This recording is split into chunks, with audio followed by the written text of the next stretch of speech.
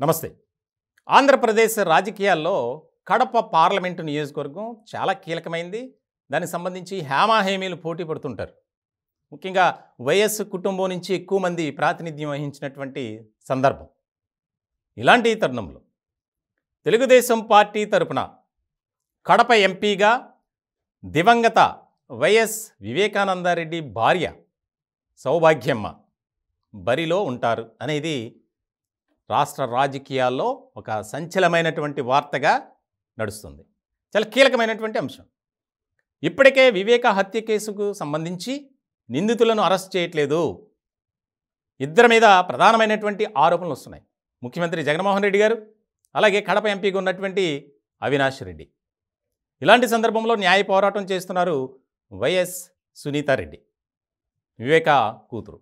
ఇట్లాంటి సందర్భంలో కడప పార్లమెంటు నుంచి తెలుగుదేశం పార్టీ తరపున వివేక భార్యను బరిలో నిలపాలి, ఖచ్చితంగా సెంటిమెంట్ వర్కౌట్ అవుతుంది అనే అంశం మీద కడప జిల్లాకు సంబంధించి కీలకమైనటువంటి తెలుగుదేశం పార్టీ నాయకులు ఆమెతోనూ అలాగే కుటుంబ సభ్యులతో చర్చలు జరిపినట్లు తెలుస్తుంది.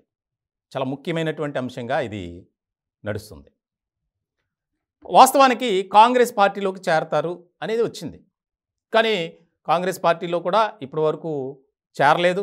దానికి సంబంధించి సునీత షర్మిలతో భేటీ కావటం అవన్నీ జరిగినాయి.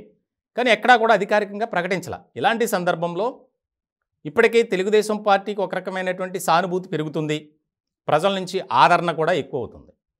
ఇటువంటి తరుణంలో వచ్చే ఎన్నికల్లో, అంటే పార్లమెంట్కి సంబంధించినటువంటి ఎన్నికల్లో చాలా కీలకంగా మారినటువంటి వ్యవహారం ఇది. కడప పార్లమెంటు స్థానం నుంచి ఆమె అంగీకారం తెలిపారా లేదనేది వాళ్ళ ఇష్టం. కానీ పార్టీ వర్గాల్లో మాత్రం ఆసక్తికరమైనటువంటి చర్చగానే ఇది జరుగుతుంది. చాలా కీలకమైనటువంటి అంశంగా ఇది చూడాలి. ఇప్పటికే వైఎస్ జగన్మోహన్ రెడ్డి గారి మీద తీవ్రమైనటువంటి వ్యతిరేకత వచ్చింది కడప జిల్లాలో వైఎస్ వివేక హత్య కేసు వ్యవహారంలో. దాన్ని క్యాచ్ చేసుకోవాలి. ఒక పక్కన కాంగ్రెస్ పార్టీ కూడా అదే ఆలోచనతో ఉన్నారు. టీడీపీ కూడా ఇప్పుడు అడుగులు వేస్తుంది.